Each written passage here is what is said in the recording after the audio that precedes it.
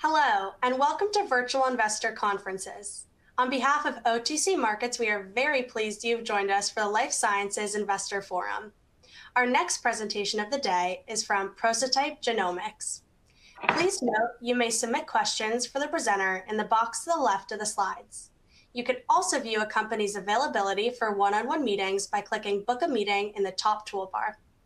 At this point, I am very pleased to welcome Fredrik Rickman, Chief Executive Officer of Prostatype Genomics, which trades on the OTCQB venture market under the symbol PGABF and on Nasdaq First North under the symbol PROGEN. Welcome, Fredrik. Thank you very much, Lily. Good morning or good afternoon to everyone attending this meeting, depending on where you are in the US or perhaps outside USA as well. It's really great to have this exciting opportunity to introduce you all to Prostatype Genomics. I'm actually quite confident that you will also find it quite interesting. I'm talking to you from Sweden today. Actually, I just arrived from Boston in the US a couple of hours ago. After a fantastic visit over there. So I hope I will not fall asleep, of course. But if I look a little bit tired, then you have the explanation anyhow. Great. As mentioned, my name is Fredrik Rickman. I'm the CEO of the company. We have been listed on the Nasdaq list since 2021 and on the OTCQB since this year, actually, earlier this year. Prostatype Genomics is originally, as you can see in the bottom left corner of this slide, a spin-off from Karolinska Institute. And we are active in the exciting field and very interesting field of prostate cancer. And moving on, just to give you a short introduction, very brief introduction to prostate cancer. I'm sure that many of you knows quite a lot about this therapeutic area. It is the most common form of cancer among men in USA and Western Europe or Europe. And we have about 1.5 million newly diagnosed patients per year. The global market is estimated to be around $1 billion annually. And Prostatype, the product that we actually provide, is a genetic test. And the purpose of Prostatype is to help the physician and the patient to feel more confident in the treatment decision. So what we actually provide is a better and more accurate stratification of the patient's risk when it comes to his prostate cancer. In general, you can say that there are 3 different levels of risk after a diagnosis, and that is low risk, intermediate risk, and high risk. But quite often, patients get misclassified. So what we bring to the doctor and the physician and the patient and healthcare systems is that we really, via our precision medicine characteristic, helps the healthcare system to avoid undertreatment or overtreatment of the patient. Undertreatment is not good, obviously, as the risk for the patient passing away or dying from prostate cancer is pretty high or very high. But the main challenge in the prostate cancer field is that as the current tools used to classify the patients, they're quite old and they are quite unspecific. It means that we have a situation where overtreatment is very common, too common. And the backside of overtreatment of prostate cancer, that's really the side effects.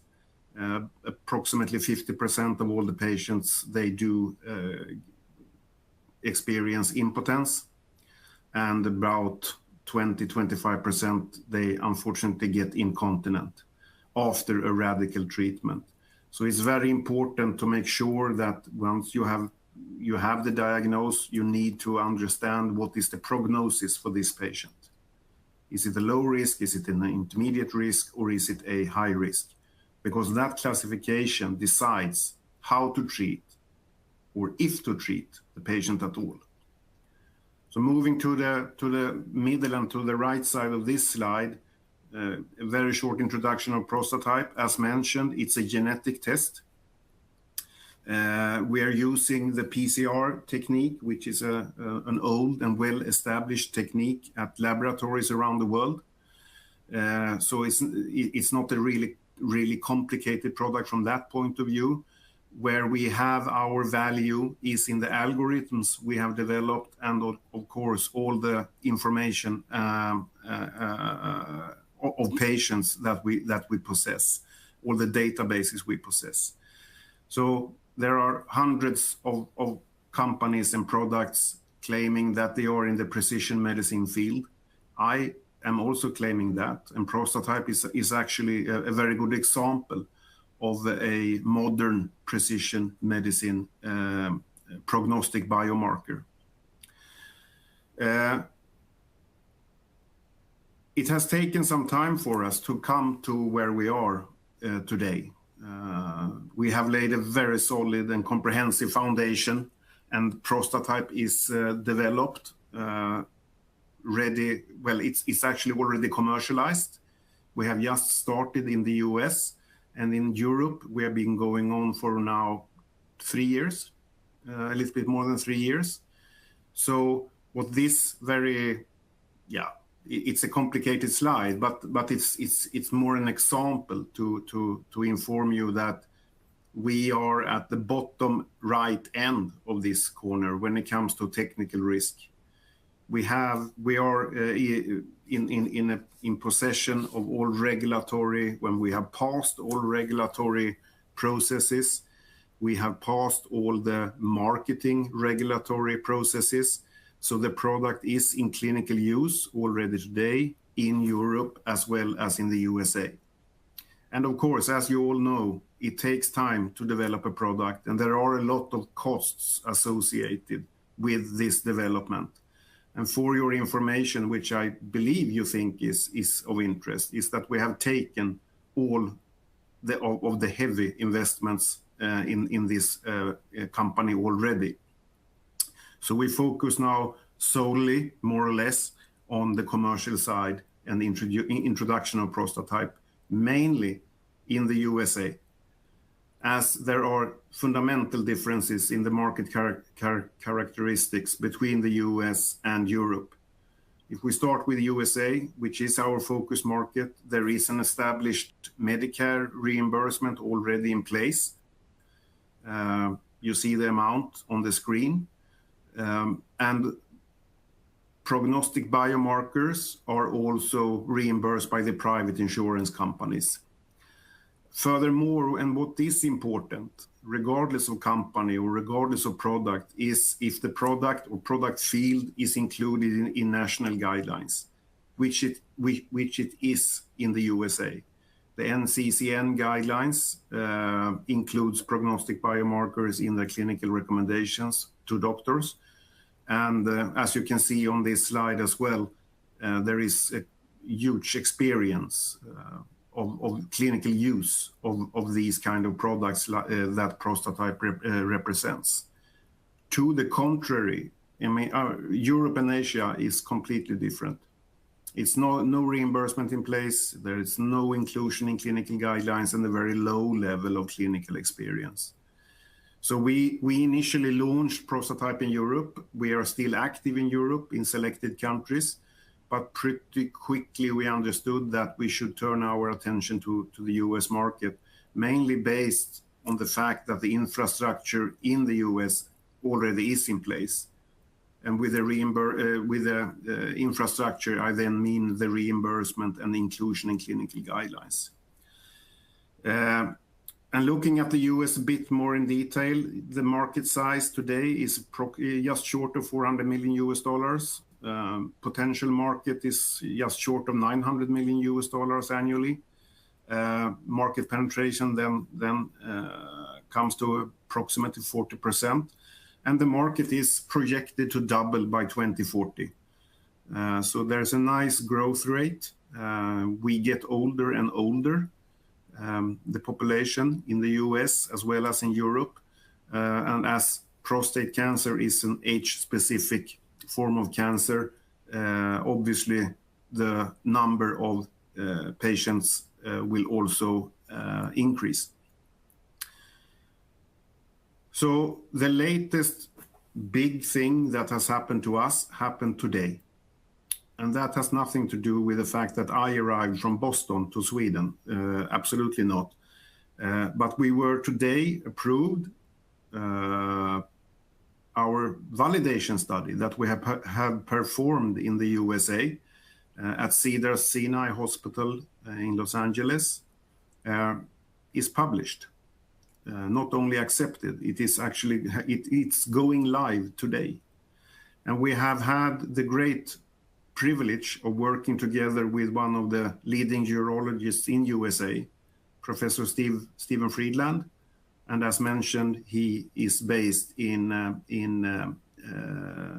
Los Angeles at Cedars-Sinai. So we are very happy for this.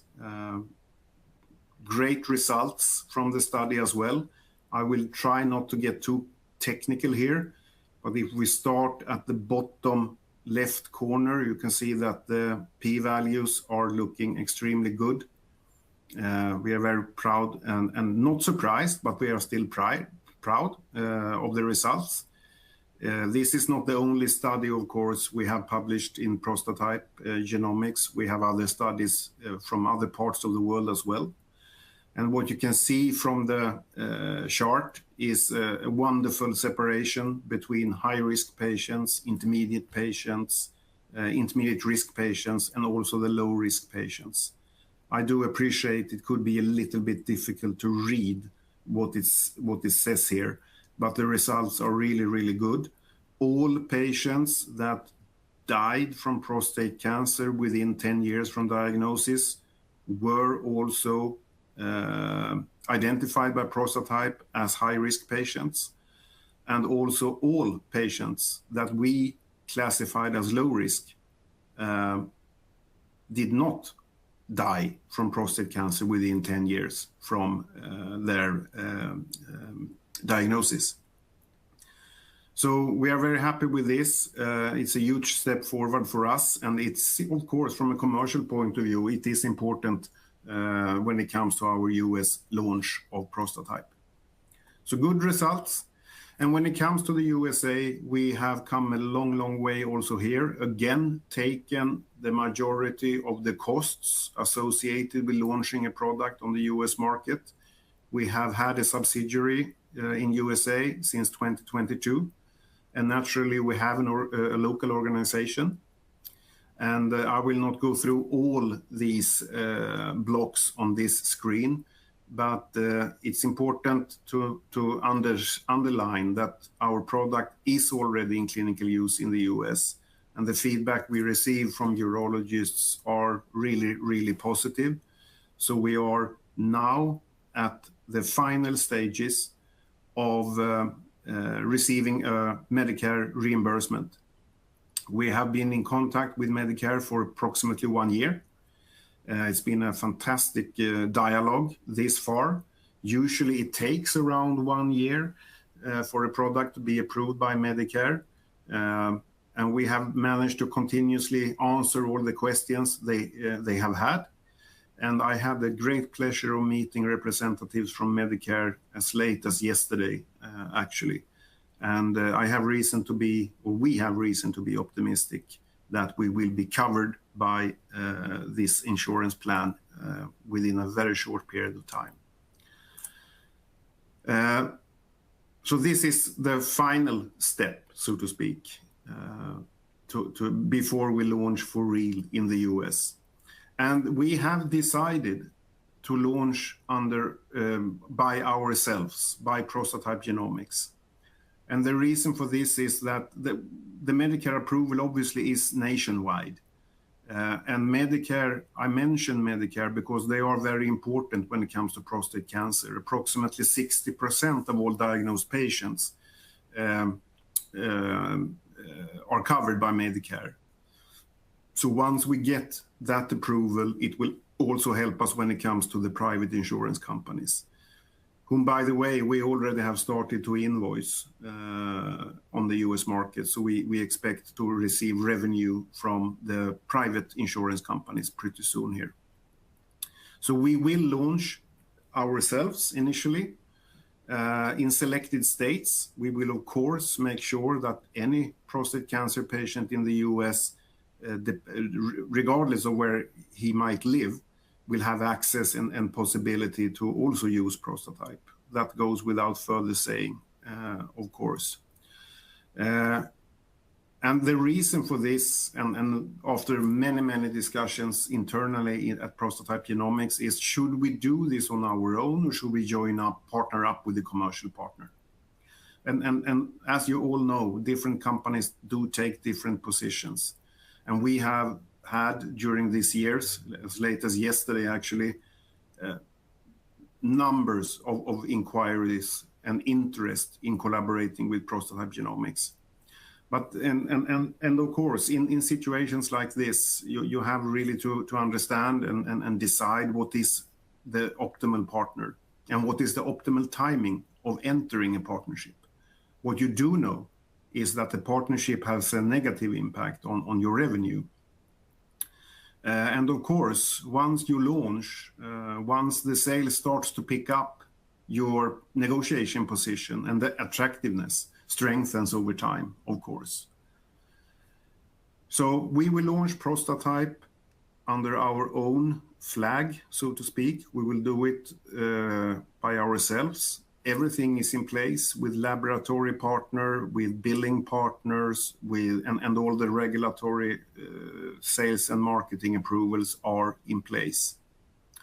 However, there could be other considerations for I should also say that. Obviously, we are not naive. We do understand that sooner or later, we need and we want to enter into a partnership. Once the right partner, according to our judgment, is showing up, and that the partnership is good in the best interest of the company and the shareholders, of course. So this could take 6 months, it can take 12 months, it could take 18 months. We really don't know. We're just focusing right now on building our US organization, which not will be huge initially, but we will do it in our way. And we are pretty confident in that we're taking the right decision here, as we have experience from launching products on the US market previously. However, there could be other considerations when it comes to commercialization of new products from Prostatype Genomics. If you look at this slide, which I am aware it's a little bit complicated, my bad. But if we let the red bar in the middle describe the treatment decision, Prostatype is obviously for use prior to the treatment decision in order to evaluate the risk and in order to put the patient in the right risk group. And in the USA, there are 3 different clinical questions that are of importance to the doctor. You see them in green here. It's risk of dying from prostate cancer, it's the risk of developing metastasis, or it's the risk of adverse pathology. That's the same clinical questions in Europe, by the way. But in the US, we have come further when it comes to the clinical documentation of these 3 so-called endpoints. What we have figured out, or found out, I should say, via clinical trials, is that Prostatype also can be used post-treatment. Because just as when you treat a patient via surgery or via radiation, it doesn't necessarily mean that the risk is over for the patient. And the main question for the clinician is to understand what is the risk that the patient's PSA level relapses. Once you take out the prostate, the PSA level should, in the best of worlds, become zero, because you don't have any prostate left. However, once you perform the surgery and or the radiation, it doesn't necessarily mean that you have managed to kill all the cancer cells. And that brings you to the next question. What do I do if the patient suffers from a relapse? And what we can do with Prostatype, already developed to the left of this red bar, is that we can utilize the experiences we have from Prostatype to also enter the post-treatment field. And the post-treatment field in the US, there are mainly three questions where the so-called biochemical recurrence is the most important for the doctor. He or she wants to know what is the risk of BCR, or biochemical recurrence. The sooner he gets that, or he or she gets that information, the better it is. So as a summary, you can say that to the left of this bar, pre-treatment decision, our focus is on the payers, because the payers, they have no interest in over-treatment of prostate cancer patients, because it's expensive. And definitely the patient has zero interest in over-treatment. Also, if we then move over to the right-hand side of this treatment bar, or whatever I should call it, the focus will more be on the clinician. So what we have found out is that there actually are hidden assets in our company. And as mentioned, the products we will develop, they are based on already completed investments in R&D. And the first study is finalized and will be presented as early as in March 2026. And we are focusing on biochemical recurrence, simply because that is the largest part of the market. And it is interesting, the synergies are obvious, and that will help us with faster market launches to significant lower costs as we utilize the experience we already have gained. And as you can see to the right on this slide, again, USA will be our main focus. The estimated market size is around $1 billion annually, also for this part of the market, where USA is super dominant compared to Europe. And again, Medicare and other payers, they have already established reimbursement for these kind of indications. What also is interesting is that we will not develop one product, we will develop more products. So we will go from being a one product company to a multi-product company, which is natural for many companies in our field. And as mentioned to the top left of this screen, biochemical recurrence is the most important one. That's where we have the first data, very good data, by the way. And then we will move on to also be able to answer other types of clinical questions that are so important to the clinician. Should we use radiation for this patient, or should we use hormone therapy for this patient? Or should we use radiation and hormone therapy as a combination for this patient? And lately, we have actually been approached by two separate pharmaceutical companies that want to investigate if Prostatype or Prostatype technology can help them by developing a so-called companion diagnostic. And looking at the hormone therapy market, which these companies are active within, companion diagnostics is of interest, obviously. And that is interesting to us because it brings significant commercial opportunities as well. And the product might not be called Prostatype. It might be sold. We really don't. We don't know yet. But we are in discussions of entering clinical studies in association with not necessarily one of the companies on this slide, but it could also be one of the companies on this slide. So all the investments we have made over the years is actually starting to pay off really nicely. So I have no promises at this stage, but I would like to inform you of the opportunities that lies ahead of Prostatype Genomics. So as a summary, it's fair to say that we have a comprehensive platform which will create additional growth as well. To the left here, when it comes to Prostatype Genomics, as mentioned, we are in a position where the technical risk is gone. Prostatype is regulatory approved, commercially launched in Europe and US. We have taken the major investments already. It's a very well-documented product. More than 3,000 patients have participated in clinical studies. And the market is attractive. The gross margins we are working with are well in line with, or even stronger than a pharmaceutical. And sales are going on in Europe and US. We are now waiting for our Medicare approval before we really push the green button. So I think it's an excellent opportunity in timing, from a timing point of view, if you would be interested in investing in Prostatype Genomics. And to what I just mentioned, when it comes to the expansion of product portfolio, again, we will utilize the investments we already have made.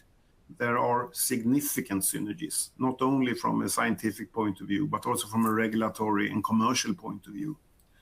And as mentioned, there are interesting commercial opportunities with a companion diagnostic track.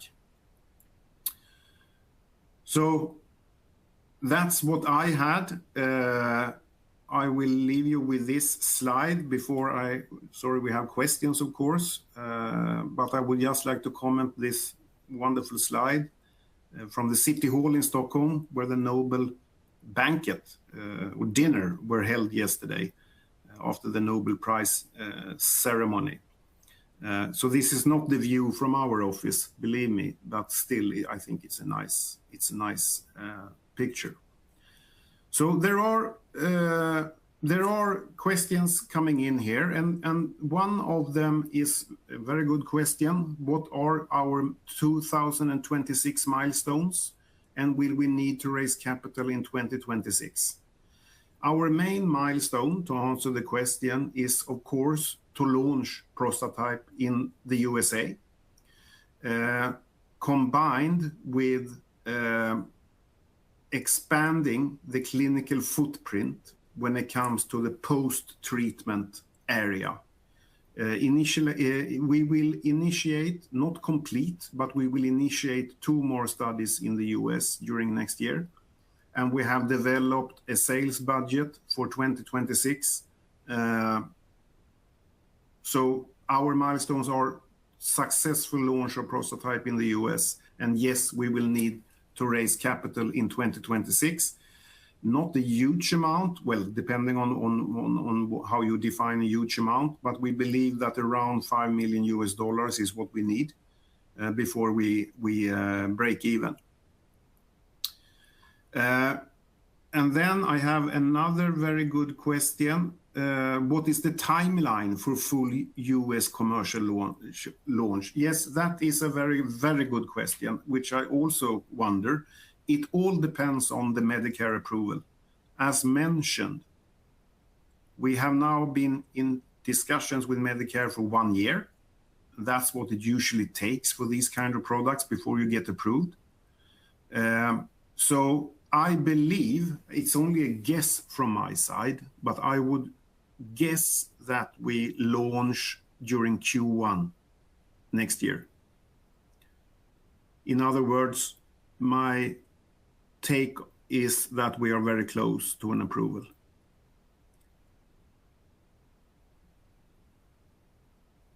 There's another question here I can see now from, which is it's a similar question actually. Where does the Medicare reimbursement process stand and what milestones remain for nationwide coverage? Well, really, there are no milestones that are remaining. The process is like this, that we send in an application, which we did 1 year ago. Medicare comes back with questions. We respond to those questions. Medicare comes back with additional questions, and we respond to those questions. And as mentioned earlier today, I had a great meeting with Medicare. We had a great meeting with Medicare yesterday. And as mentioned 1 minute ago, I think we will launch during Q1. It's not a promise from my side, but I have no reasons to believe anything else. So that's some of the questions I have received. I think the time is out. So please don't hesitate to reach out to me. You have the contact details on the screen. It would be fantastic to hear from you again. So again, thank you so much for your attention. Looking forward to hear from you in the future. And have a nice day.